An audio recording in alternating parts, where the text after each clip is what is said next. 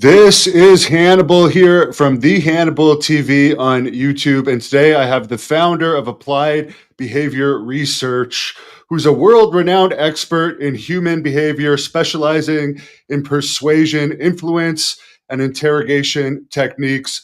None other than Chase Hughes. How are you doing today, sir? I'm good, man. How are you?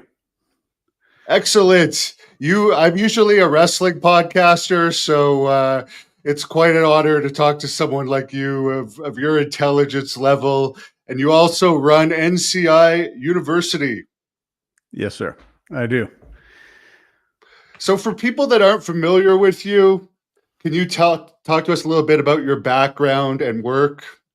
Yeah, I did 20 years in the U.S. military. And after that, I wrote a book that somehow became a bestseller, despite me not spending money on marketing and stuff. And I kind of developed a lot of these programs for interrogation and behavior profiling and stuff like that. And they really caught on. And I started training the government about midway through my career. And it just kind of caught on. So I train everybody from intelligence operatives to psyops to corporate America and even car dealerships.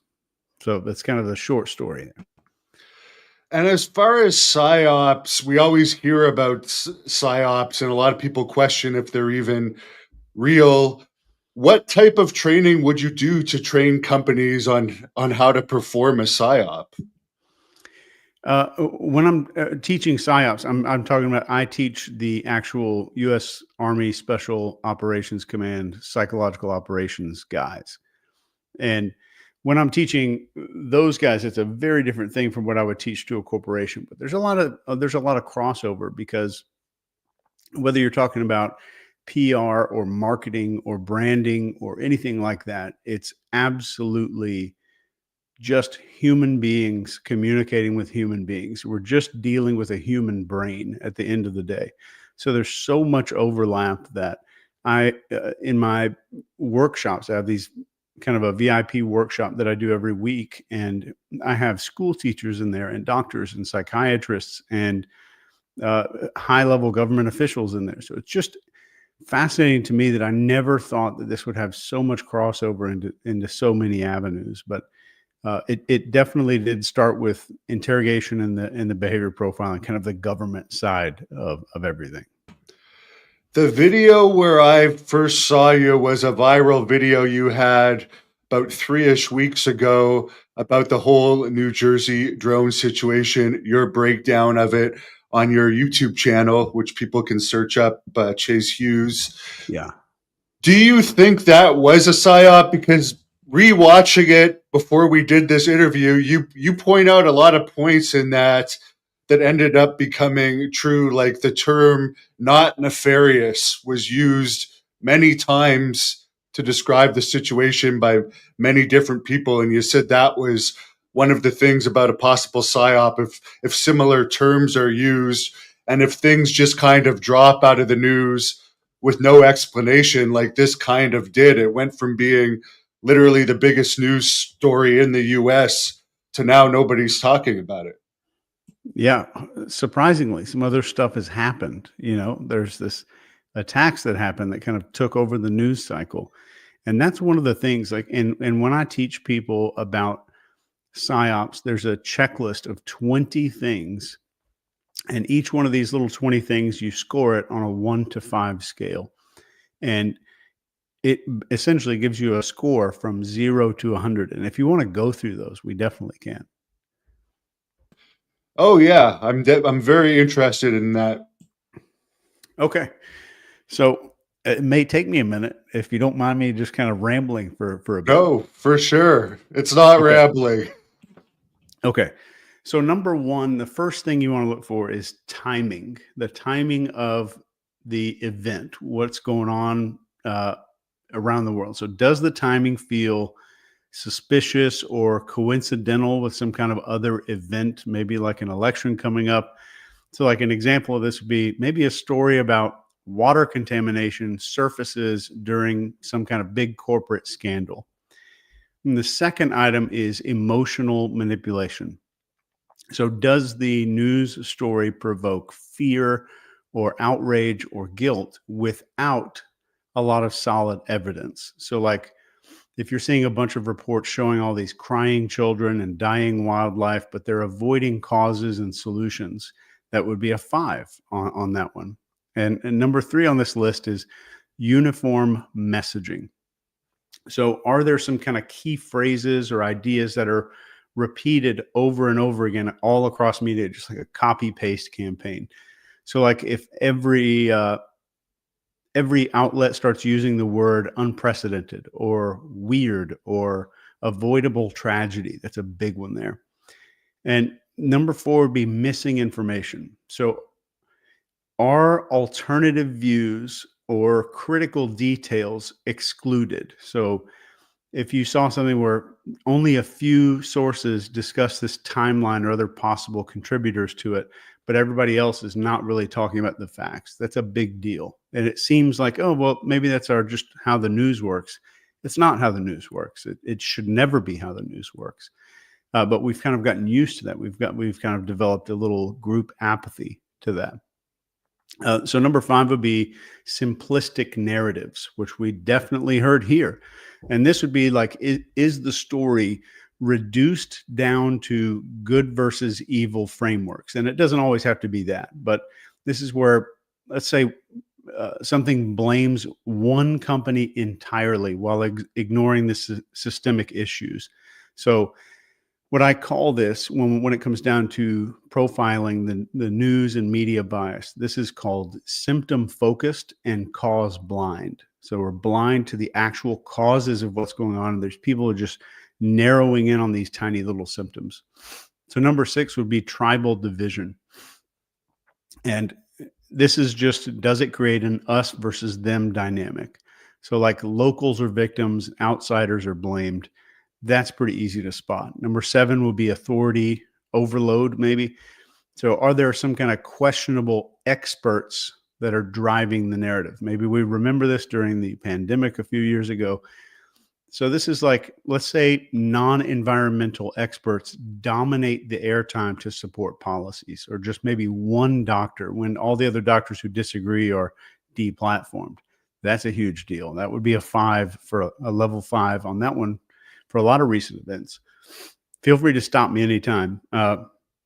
Number 8 is a call for urgent action. So does it demand some kind of immediate decision without a lot of reflection? So like you've seen this with campaigns that push for these immediate donations or rapid policy changes, and that's very easy to spot. Number 9 is a big one that's happening today, and this is the overuse of novelty. And is the event framed as shocking and unprecedented? So if the media emphasizes how shocking and once in a lifetime the crisis is, or they're presenting a whole lot of new stuff that is hard for us to wrap our head around because it's so brand new and we're not used to it, that's an overuse of novelty. And we know in psychology that novelty or things that are unexpected generate massive amounts of focus, which equals revenue dollars. But I'm not saying generating focus is a bad thing. That's social media's job. That's the news's job because they have to sell advertising. So that's their number one goal, is to sell ads. We have to remember that. Next is this financial or political gain. So are there some kind of powerful group that's going to disproportionately benefit from what's going on? Like a company offering, let's say, cleanup services is also lobbying for government contracts to do this same kind of thing. And when I say cleanup, you can just replace that word with something else. And I think you'll get that. 11 is suppression of dissent. So are there critics out there that are being silenced or labeled negatively? So like if you hear any opponents being dismissed as conspiracy theorists or deniers or something like that, they're kind of getting labeled or they're getting ignored. And number 12 is false dilemmas. This is where are there only just two extreme opinions presented? So either you support this policy or you don't care about the environment and you're a total asshole. And 13 would be the bandwagon effect. So is there pressure that you can visibly see online or on the media to conform because so many people are doing it? And we see this with social media influencers posting these identical hashtags somehow, all of them, or shifting, maybe adding a country's flag, which I won't say, to their profile photo. And 14 would be emotional repetition. So this is something using the same emotional triggers being repeated excessively, like destruction and suffering imagery being looped endlessly. 15 is cherry-picked data, statistics that are selective or out of context. 16 would be logical fallacies, like the straw man argument and flawed arguments used to dismiss the critics. So the critics are labeled maybe out of touch without addressing their points. So they're attacking character instead of the argument itself. 17 would be manufactured outrage. This is like you just asked, does outrage seem really sudden or just super disconnected from the facts, like viral memes that escalate quickly with not a lot of explanation? And then 18 would be framing, if we spot framing. So like, is the story shaped specifically to control how you perceive it? So the crisis framed as something that could be framed in not one other way, but they're not doing that. 19 will be rapid shifts in behavior. So like, are there groups out there that are adopting symbols or actions without a whole bunch of clear reasoning? And 20 is historical parallels, which is one of the most important. So like, does what I'm seeing right here mirror some kind of manipulative past event that we know happened in the past? They know it works, so they're going to kind of copy the same blueprint again. So that's kind of the 20 checkpoints. And I can actually send you the full PDF grading system, so you can put it in the notes underneath the YouTube description if you want to. Devin, I think you're muted. Thanks. Yeah, that would be useful because I'll make that an individual clip as well. As far as the UAP cover-ups and government secrecy, how do you view the government's historical handling of UAP information? And what do you think drives the secrecy surrounding UAPs? Do you believe it benefits or harms society? That's a good question. I don't know much about it, so I won't come on the show claiming to be an expert in UAPs. But I was, for a few years, in charge of the entire underwater robotics, underwater unmanned systems for the U.S. Navy here on the East Coast. And I would say that if you're seeing a bunch of whistleblowers come out and they're talking about information that's supposed to be classified and they're not being put in jail, I want you to pay very close attention to this. And I'm saying this to the people watching. If you're seeing whistleblowers come out, violating a non-disclosure agreement with the U.S. government should land you in jail. And they're just going on Joe Rogan and they're all over the news and they have a book launch and all kinds of stuff coming out. I would be very, very suspicious. And if the information seems to be largely coming from government sources, like the government's attempting to popularize the idea of UAPs and stuff like that, I would say that is a deliberate effort. And it's either that they're the most incompetent people in the world, like with this New Jersey thing that's going on, or it's smart and calculated and they know what they're doing. And if it's smart and calculated and they know what they're doing, that speaks for itself. Very interesting. As far as the whistleblowers and the treatment of the whistleblowers, what do you think about the narrative about UAPs changing in recent years? Do you think it has to do with what you're talking about here, that it's a form of manipulation, that there's congressional hearings now, Senate hearings, people aren't just being classified as crazy if they're talking about it? Yeah, I think there was, just based off the evidence, and I'm not saying that I have proof of this, I'm not some government insider, but just based off the evidence and going off of past historical ways that the government has acted, if we're seeing all these congressional hearings, we're seeing the government do all of these things, we're seeing these whistleblowers not really face any consequences. This has all the hallmarks of a deliberate program to normalize UAPs and to normalize this kind of stuff in our modern society, to make it less fringe.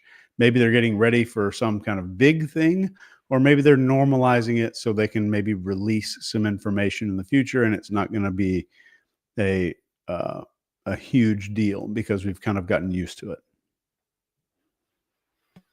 As far as media manipulation, how big of a factor is that with government psyops?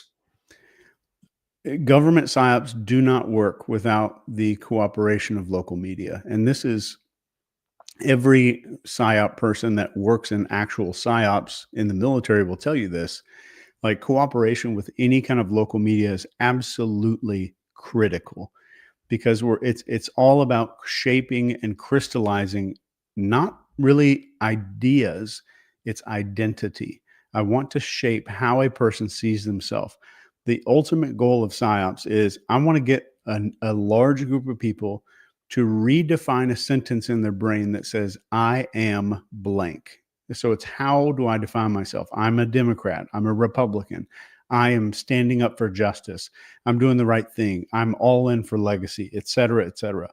So I want you to always like tune your brain in when you're listening to the media is, how is this person that's on the media talking to me right now, how are they shaping my identity?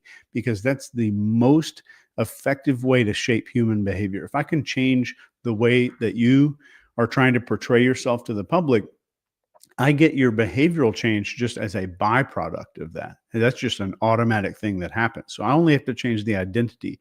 I don't need to convince you of a bunch of new ideas, because you adopt the ideas automatically when you start changing the I am statements there. As far as the media manipulations surrounding the Tesla bombing situation, what's your opinion on that? I haven't paid enough attention to it, and I feel like if I commented on that, I would feel fraudulent. I mean, I could go on about it, but it would just be some dude. It wouldn't be an expert. It would just be some dude who saw it on Twitter a few times and doesn't know a lot about the case. What's your opinion on the 9/11 situation? That has a lot of the same hallmarks. You know, one of the weirdest things I've ever seen in my life is that this fire in the Tesla burned for hours, and this guy's burned to a crisp, and his passport and his ID survives. And it's the same thing that happened in 9/11. And that's just absurdly convenient. And you would have to be very, very suggestible for that to really make sense in your head that, oh yeah, passports survive a fire that can melt solid steel.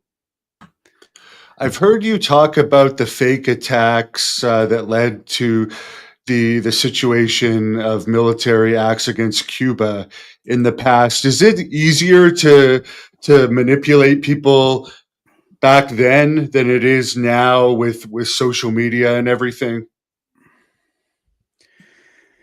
Yes. So back then there was a lot of control over information sources. So if the government wanted to manipulate society, it was a lot harder because there's not cameras on every street corner. There's not people with cell phones all over the place and access to limitless information. So I'd say it's harder to manipulate today when it comes to events. And I want to make this point. When it comes to creating an event or staging events, that's tough to manipulate people. But when it comes to shaping opinion and manipulating how someone sees the world and how they see themselves, it's 1,000 times easier today than it was then. So it's kind of reversed. So manipulating events has gotten a lot harder because of access to technology. Manipulating ideas has gotten a lot easier because of access to technology. So how much was manipulation used as far as getting the Vietnam War off the ground, getting the U.S. heading in there and having a lot of the public behind it? I think a lot of that was public manipulation, but we have to understand that if there's a war that's just and the government still needs to get involved with it, they would still want to get the public's buy-in. They still want the public to be supportive of the effort. So the word manipulation simply means that I'm doing something to cause someone to think or do something that they normally wouldn't have done. So at the end of the day, they really needed the support of the American people, whether it was a just war or not. I'm no expert on the Vietnam War.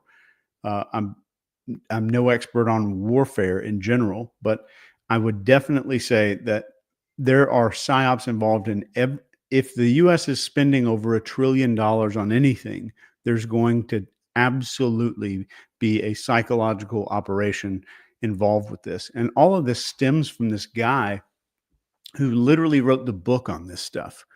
And he wrote this book called Crystallizing Public Opinion, wrote another book called Propaganda. And this is the same guy that changed the word propaganda to public relations to make it sound better. And this is the guy that was just the expert on psyops back in the day. And his name was Edward Bernays. And funnily enough, he was Sigmund Freud's nephew. And he's the guy who changed the Department of War to the Department of Defense. He's the reason that margarine is yellow. He's the reason that we eat bacon and think that bacon is part of American breakfast. He's the reason that women in the 60s and 70s smoked Virginia Slims and did it publicly and thought that they were expressing their freedom. And there's so many hundreds of little changes of our culture that were just shaped by that one dude. And that's what that all really stems from is I just identify these tiny little levers and I can make little adjustments on small levers and it changes the behavior of an entire society. And just the checklist that we went over, those 20 things, if you're watching this video and you just kind of write those down or maybe download the PDF if Devin puts it in the notes down below, just getting that into your brain will make you so much more effective at understanding what's truly going on and seeing some of this stuff really going on. You talk about mindfulness a lot. What could you tell us are some keys to having good mindfulness as a person? I think, man, I don't think I'm a mindfulness expert, but mindfulness comes down to perspective. Do I have enough perspective to be here in the present moment? And I'm not. So I think of it in terms of two different things. So like, am I too far thinking way too far ahead in the future? Am I stuck back in the past? Or am I zoomed way too down into what I'm doing right here where I'm neglecting everything around me? Or am I zooming out too much to where it's almost a nihilistic, nothing means anything because everything's so small and insignificant? And I kind of want to stay in the middle of all of that. I want to be in the present and I want to be aware of what's going on around me. And I'm not talking about Mr. Miyagi kind of aware of what's going on around you. I just mean like aware of everything that's around me and kind of celebrating this little moment and just being here in the moment. And if there's one thing that social media is designed to do to your brain, and I tell you what, I'm an expert in brainwashing, and if there's one thing I'm terrified of, it's social media, and I'm not immune to it. I know everything there is to know about this kind of mass manipulation, and I'm not immune to it. But the key is that most people think, oh, I'm immune to it. I can resist it, and I can guarantee you, on anything I got, that your brain will never ever win when it's facing up against a $1 trillion computer. That thing's going to win every time. So I would be terrified of especially short form social media because it's made to kind of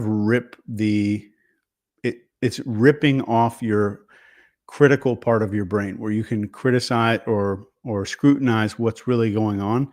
It's made to rip that out of your head and make you extremely suggestible. So you'll see, and here's the pattern that you're going to see on social media. You'll see extreme fear, then you'll see a baby elephant video, then some sad video, then like a dog getting rescued or something like that. So It's up and down and up and down. And Then a hypnotists have dog getting eaten or a dog biting a pig to death.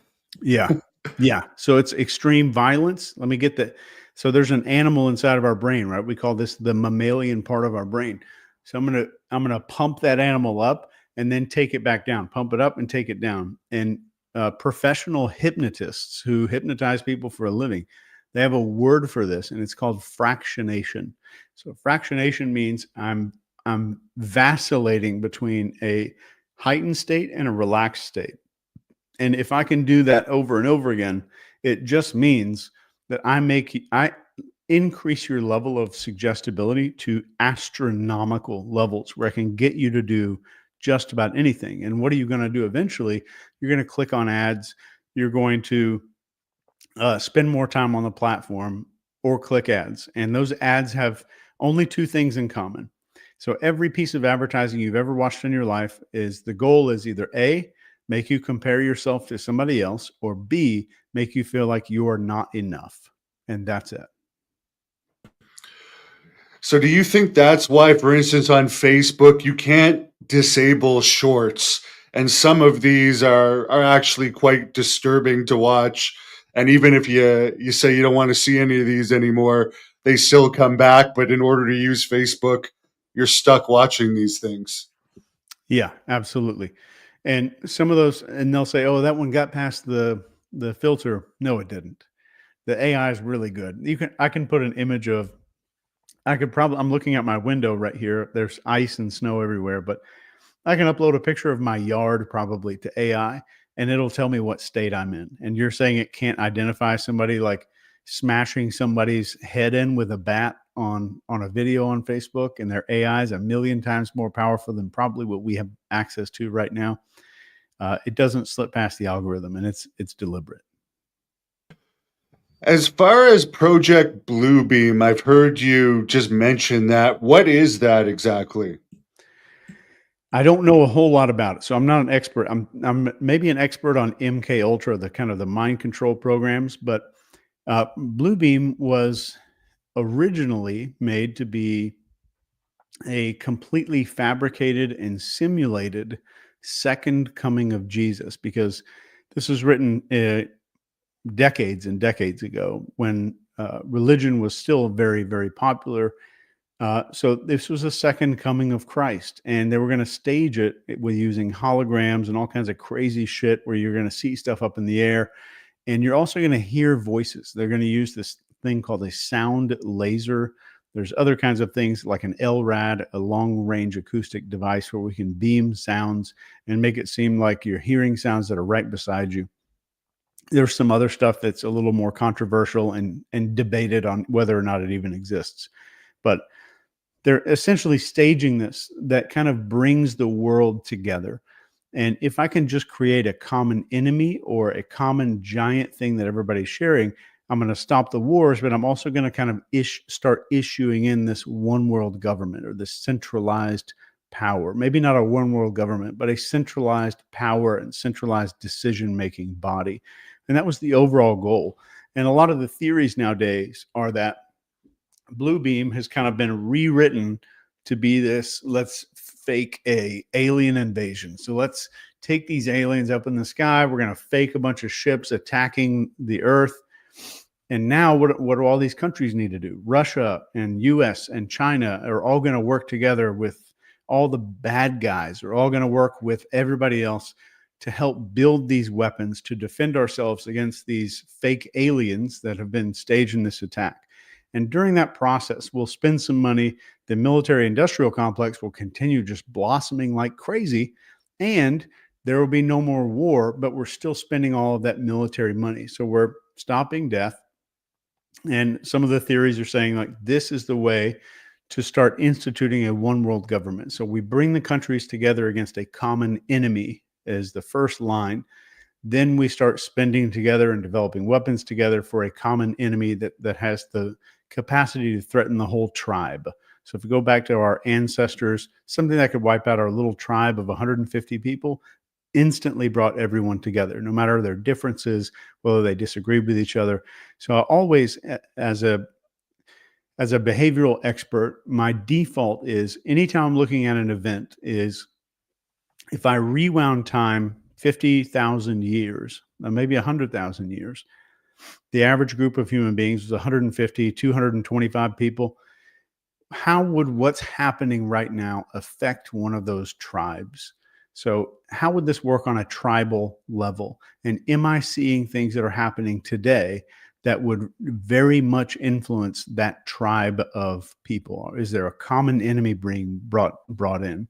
Is there some kind of manipulation that makes us trigger some kind of response to authority, response to tribalism, response to hyper focus on something that's a potential threat, or a complete manipulation of our emotions, which we just talked about with that fractionation stuff.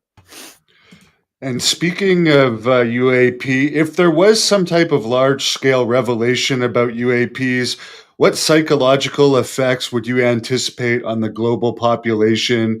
And what are your insights as far as do you believe that the reported UAP sightings are purely physical phenomena, or could there be a psychological or behavioral element to these experiences? You mean with abductions? Yes. I think there could very much be a phenomenological, that's a big word for me, but there could very much be a behavioral element to this. I mean, there's the CIA started experimenting with aerosol LSD, and this is on the public. This is documented. This is not some theory. Uh, Aerosol LSD into crowds and stuff like that a long time ago.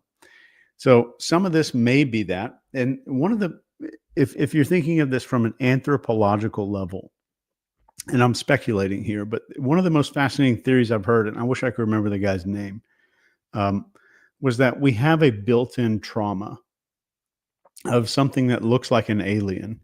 And one of the reasons that a lot of these alien encounters feel very sterile and surgical is that our first huge trauma of our life is when we're born, and we have this memory of a being with giant eyes and this no nose and mouth, which is covered up by some surgical mask, and lots of giant bright lights over our head.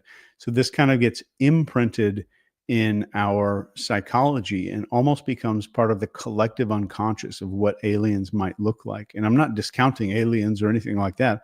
I'm just saying from an anthropology standpoint, I think that's whoever came up with that theory, I think is very profound and really thought about tribal mechanisms of thought in the Carl Jung collective unconscious. It's just fascinating to me. Why would they do that LSD spraying into crowds operation? What would be the purpose of that? I think they were just testing out LSD.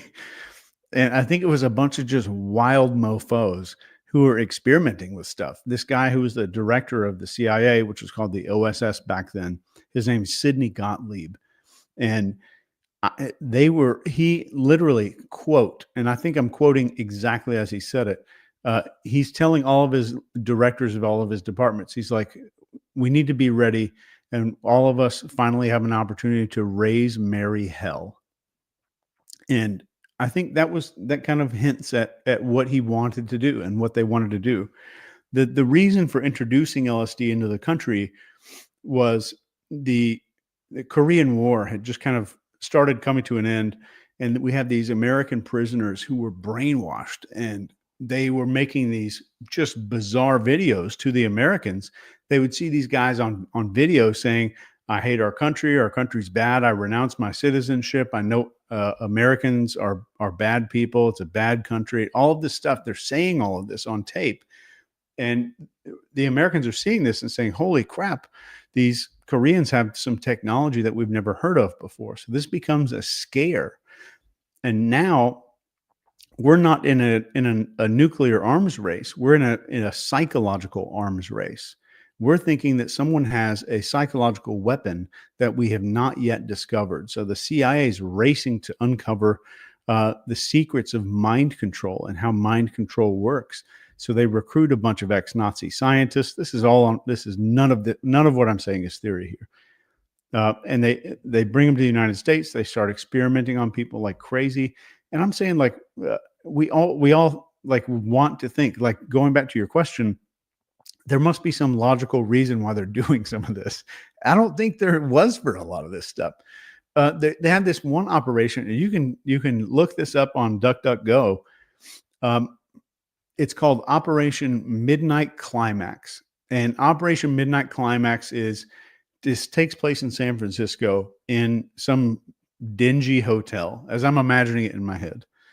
And there's a one-way mirror there in the room, and they have these prostitutes go down and grab these unsuspecting dudes and drug them with LSD in the bedroom and start doing crazy stuff with them while these scientists are observing from behind this one-way glass. This is a real thing that took place, uh, funded and orchestrated by the CIA. So the funny thing is in our population, so we're thinking about, just going back to your question, we have this tendency to think, oh yeah, our government did that decades ago, but they would never behave like that today. They wouldn't do that stuff today. There's so many people who think that way. Like, well, that something like that would never happen in today's day and age. Somebody would blow the whistle, somebody would say something. Just wait 100 years when all the shit that's going on today starts becoming public, and the stuff that's happening now gets released. And it's the same story for the past 200 years. It's like, oh yeah, we did that. Sorry about that. We regret doing that. And then the next thing gets released, and it's up. Sorry, we did that. We regret doing that. So it's just kind of a process that goes over and over again.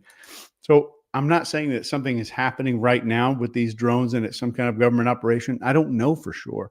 And I'm skeptical of anybody who has a ton of certainty. The more certainty I see somebody have on the internet, I get way more skeptical, because unless they have a video, photo, or something like that, or they have some evidence that they show they know for sure, I don't know for sure. But let's look at history. Let's look at what history has done, what they've done in the past. Because when you look at a human being, if I see someone do something a few times, that's what's called a behavioral pattern. And I can predict the future if I understand behavioral patterns of what they've done in the past. If that makes any sense. Does that make sense?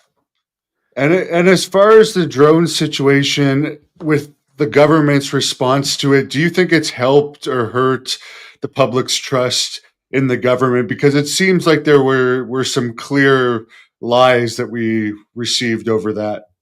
Yeah. This drone situation was the most brilliant and beautiful opportunity for the government to completely restore faith in their credibility, because it was, I think, trust in government, and this shows in all of these surveys and polls as well. A friend of mine, Scott Rasmussen, invented this Rasmussen poll. Even talks about this, that our trust in government in the last few years after the pandemic and stuff was at an all-time low. And then this drone thing happens, and they release these statements that look like you asked ChatGPT to generate the most random thing that actually doesn't convey any information that it possibly could think of. So yeah, I think it's almost irreparably damaged the level of trust that this generation, that people alive right now, are going to have in the U.S. government. As far as, you seem to be a very aware person of what's going on and everything you're talking about, the importance of mindfulness and awareness. What are your thoughts on drugs and alcohol? Are you completely against them because they would mess up your ability to react with full conscious knowledge of what's happening, or what do you think about those? I'm well known to have a cocktail. So I'm not against any use of drugs or alcohol. As a person who is as a neuroscientist, I will say that uh, some drugs that are legalized and common nowadays are a actual neurotoxin. It is a neurotoxin, and this is the drug that starts with an M that people like to smoke. But the other drug that starts with an M, like psychedelics, I had brain disease. I had a very, I would say, bad brain disease a couple of years ago. I credit the only reason I'm here and I was able to cure my brain disease was through psychedelics. And I think psychedelics are one of the most amazing things that could happen to humanity. And as far as Johns Hopkins is concerned, even Johns Hopkins is saying that psychedelics are one of the most effective psychological drugs that have ever been tested in the history of the world. Very interesting. You mentioned MK Ultra. For those that aren't aware of it, I mean, I've heard Tennessee congressional representative Tim Burchett bring it up recently. The whole situation. What exactly was it? That's going to be a long one, dude. So essentially, the MK Ultra was the mind control program that happened after this Korean stuff, like with the mind control, psychological arms race. So it's a massive undertaking that had all kinds of sub projects like MK Search, MK Artichoke, Bluebird, Chatter, a whole bunch of other ones if you want to look those up. But it involved this extreme testing with hypnosis and LSD and all kinds of other mind control things, keeping someone awake, and sleep deprivation, more interrogation techniques. And then they did something called psychic driving, where they would dose somebody, like OD them on LSD for like months at a time. And these were just regular, everyday people. And this happened in Canada. And they were so open about it that the Canadian government is paying them for their troubles, paying their families back. So, and some of these people lost their memories. They became incontinent and forgot how to use the bathroom and didn't know who they were. They thought they were 5 years old when they were 65. They did some crazy damage, and the benefits of MK Ultra have never really been published. Like, what are the benefits of that program?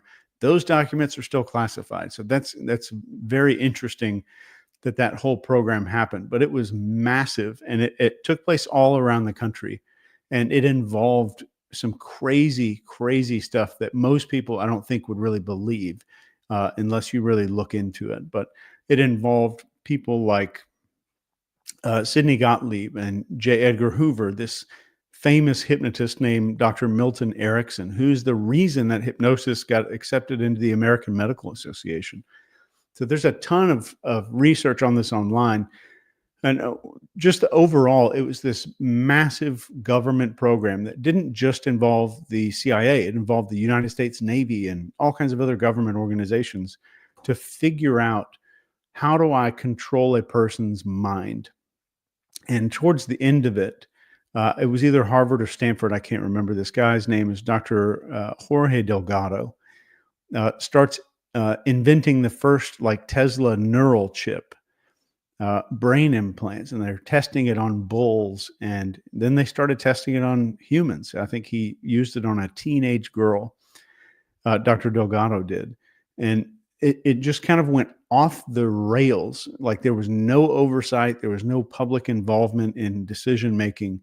And the people in Washington, D.C., our representatives in Congress, I don't think many of them knew about this until this guy, I can't remember his first name, but his last name was Church, started this thing called the Church Committee, where he's yanking all these officials in and having them stand publicly before Congress and answer all these questions. And that's when all that came to a head.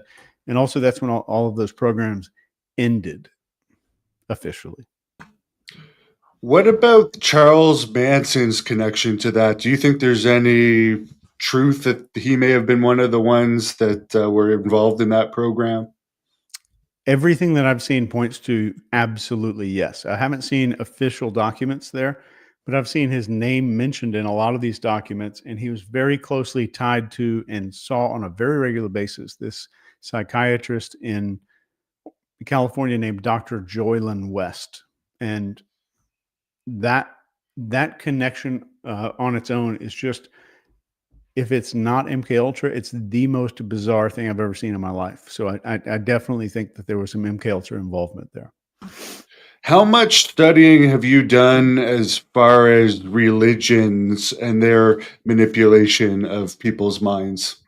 Not much. I spent most of my time kind of working on interrogation techniques. How do we get confession out of someone faster? How do we leverage all of that. So looking like researching these past events, I know the techniques that they use, but not really what church it was or who did what or any of that. That was never a concern for me. So I'm the worst historian that you could ever have on your show. What are some techniques to get information out of people for someone like me as an interviewer? For you as an interviewer, I'll give you a great one right now, and that's called elicitation. And this is the art of getting information out of a person without asking any questions at all. And the steps are like, if the more sensitive that you want to get, the more sensitive the information is that you need, the less questions you should be asking. So if I asked you to go into a grocery store and then find out how much one of the employees makes per hour, that's going to be really difficult. Until I say, you just go up and say, hey, I just read an article online that you guys got bumped up to $28 an hour or something like that. And then they correct you. So now they weren't questioned about it. So now it's 10 times more comfortable for them to answer questions. So just using statements alone, I have an entire course on this, but the statements alone, like something called a provocative statement, where you summarize what somebody said, but using the word so, and you use the word, so as I understand it, you blank, blank, and blank. So you're making these statements. And the other one is that this triggering a need to correct the record. And which is what we did with that income thing, finding out how much somebody makes. And this is like a 9-hour course that I'm trying to summarize here. And one of the other methods is just to use a little bit of disbelief. So somebody says X, Y, and Z, and you express a little bit of disbelief, like, there's no way. I can't believe someone would do that. It just seems like that is so far outside of how that person normally behaves. And they're correcting the record. So now we're not asking questions. We're using more statements than questions to get information out of another person. And I'll send you that course, actually, so you can take it. And I'll follow up and see if you can do it on the show. I think it's going to be cool. Oh, for sure. I'm very interested in that. And as far as your courses, could you tell us a little bit about what you offer and how they can help people? So all of our courses are designed to get someone up. There's the NCI University is completely revolved around 3 areas that determine success in life. And everything for the past 5,000 years has come down to human skills. Whether you're an entrepreneur, a business owner, a parent, a leader of a company, everything comes down to our human skills. And that evolves into 3 little areas. Area 1 is our self-mastery. How much am I truly a master of who I am as a person? Do I live the same off camera when nobody's looking as I am when I'm on camera? Am I the same human being? And do I have confidence? Do I have authority? Do I have gratitude and self-discipline and all of that? So the second part is observation. And this is our ability to read the room, to read the person that we're talking to understand our audience, to understand the buyer, the customer, the employee, the child that we're trying to parent. So that second part of the triangle is observation. And the third part is communication. And that means, do I have the ability to communicate in such a way that it's effective and that it inspires somebody to take action? Am I persuasive and influential in the way that I communicate to people? So everything at NCI, there's 4 certification levels. You can even become a certified behavior profiler at NCI. But there's these 4 levels, and it's designed to level up your knowledge on those 3 areas in life, because everywhere you look, you can see where someone failed or where they succeeded in business or life on that triangle right there. As far as some of these individual whistleblowers, I mean, you're talking about be aware of what these whistleblowers are coming out with if they're not going to jail. Could you comment? Maybe, I don't know how much you know about Louis Elizondo and David Grush, some of the stuff they've been saying about their government work inside supposedly secret UAP programs that apparently they're now allowed to talk about parts of. Yeah, and I think If they're out there and they've been authorized to talk about parts of it, then somebody in the government said, we want you to go out to the public and talk about these parts, but we don't want you to talk about these parts. So that has every single hallmark that you would look for out of, like, is the government trying to deliberately push out a very specific piece of information so that the public consumes it and it either gets normalized or sensationalized to the point where we are now kind of getting more comfortable with this UAP idea. So it's a person that's still following, like David Grush is still following the regulations, and he's telling to the public what he's been told to tell to the public. So that's really what we're seeing. Maybe I'm wording that in a way that makes him look nefarious, and I hope not. I don't think he is nefarious. And he may not be aware that he is even part of this. He may just be aware that he's heard information. They've told him he can talk about some of it. But if someone's only talking about what they're allowed to talk about, that's not a whistleblower, period. A whistleblower says, I'm opening all the doors up. I'm showing what's going on here. And if you are in the government and you start releasing classified stuff, you experience a life like Julian Assange. That's what I'll say. If their life is not looking like Julian Assange, they're not releasing stuff that they haven't been told to release. I'm not familiar with that person, but I'll have to look them up. He was the WikiLeaks founder. Oh, he was the WikiLeaks founder. Interesting. Yeah, and there was even a British guy that I guess leaked out that there was some type of extraterrestrial officers or something within the government that he had hacked something, and the U.S. government is saying if he ever leaves Britain, he's going to be arrested. I don't know if you're familiar with that guy. I'm not. But that might be a case where he legitimately has something then. I would say I'm not an expert on UFOs or UAPs. I'm an expert on PSYOPs to a degree. And when I see anything like this start happening, I'm looking at the human element of this. Why haven't they faced the charges of somebody else who revealed information in the past? And that's the question I'm really asking. So there may be a lot of people listening right now who are like, oh, aliens are real. He doesn't think aliens are real. I know nothing about aliens and UFOs. I'm not an expert in that stuff, but I am an expert in this human manipulation game that's going on right now. And that's what I'm seeing in most of these corners. So all I'm saying is be skeptical. If you see somebody from the government or a former government person, listen to anything that they have to say. But be skeptical and try to understand, like, are they withholding information that they've been told to withhold? And we see that way too often. Have you heard of Dr. Stephen Greer? Oh yeah, of course. What do you think of him? Because a lot of people would describe him as a sect leader, but some of the stuff he says seems legitimate. Other stuff, there's definitely questions. I think, to be very honest, I think I've maybe listened to him in the car on a podcast. Maybe it was on Joe Rogan or something like that. And I've just kind of listened to it in passing. He's saying all this stuff about anti-gravity technology, which is way over my head. I would not feel even remotely qualified to comment on it.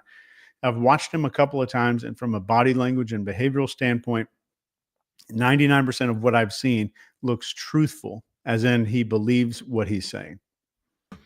Very interesting. Speaking of Joe Rogan, are you familiar with Mike Benz, the former official with the U.S. Department of State that also gets into PSYOPs? Yeah, I don't know much about Mike, but I think we have some mutual friends and stuff.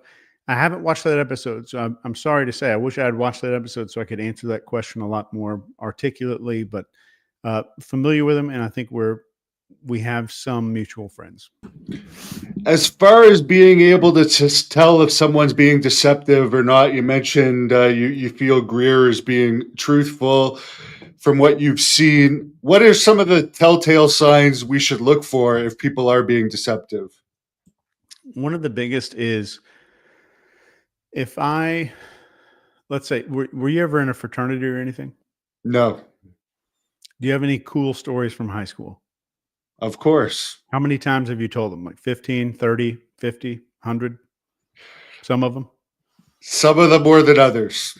And I want you just to like think of one key story, and whatever it is that you've told over 50 times. When a normal human tells something that's truthful multiple times, the details of the story change and evolve over time. There's little things that get added to our stories, especially when they're truthful. When you hear somebody say the exact same story using the same verbs, the same adjectives, the same nouns, the same pronouns, every single detail stays the same forever. That is an indicator. It's one of the indicators that something might be rehearsed, or that there's an increased likelihood that someone's rehearsed a story and not experienced what was going on. Sorry, a big ass piece of ice just slid off my roof. Yeah, I heard that. You did. Yeah. Okay, last question here. As far as just interacting with people and I guess getting more people to like you or getting someone you want to like you, what are some examples you could tell us as far as manipulation? I would say let's call it leadership instead of manipulation. Um, and I would say one of the key things that you can do with your entire life is learn to live in composure. So the more that you go into posturing, where I'm overarching how big I am, I'm puffing my chest out metaphorically, I'm speaking more loud than I'm supposed to, or than my voice actually is, and I continue to just puff out who I am, that's rooted in insecurity. And people aren't body language experts, but they can feel that. They get a gut feeling about it. And on the other end of that, we have something called collapse. And collapse is the opposite of posturing, where I'm kind of like, I'm going to make myself small so other people feel big. I'm going to collapse into these situations so that other people are not uncomfortable. I'll make myself uncomfortable for them to be comfortable. The posturing and collapse are both rooted in insecurity, and their motives are both hidden.